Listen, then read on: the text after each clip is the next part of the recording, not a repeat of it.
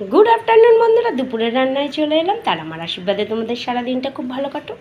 তো এখানে দেখো বন্ধুরা, আমি ভাত বানিয়ে নিয়েছি।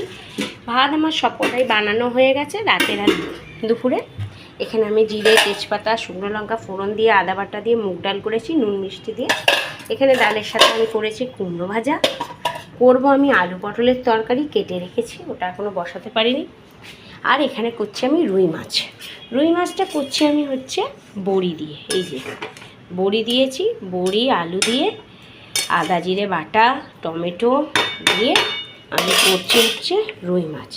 রুই মাছ করব আমি আলু পটলের তরকারি। এখানে একটু মাছের তেল আছে, দুদিন হয়ে গেছে মাছের তেলটা অনেক দিন ধরেই বলছে করতে, সেই জন্য মাছের তেলটা করব। তেলটা একটু ভিজিয়ে দিই, ঠান্ডা আছে এখন। তো মাছের তেল হবে বন্ধুরা।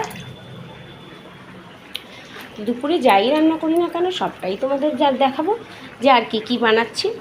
তো আমি 10 মিনিট বাদে আবার ফিরে আসছি। মাছের ঝোল হয়ে গেছে বন্ধুরা, নামিয়ে নিয়েছি। খুব সুন্দর খেতে হয়েছে, দেখতেও খুব ভালো হয়েছে। এবার আমি বসাবো এটা পটলের তরকারি। জিরে তেজপাতা ফোড়ন দেবো, টমেটো আদা বাটা দিয়ে করব। মাছের তেল করার জন্য বন্ধুরা রসুন দিয়েছি, পেঁয়াজ দিয়েছি, কালো জিরে দিয়েছি, কাঁচা লঙ্কা দিয়েছি, দিয়ে এটা ভাজা ভাজা করছি। করে এখানে নুন হলুদ অল্প একটু লাল লঙ্কা মিশিয়ে রেখেছি, এটা আমি দিয়ে দেবো এবারে।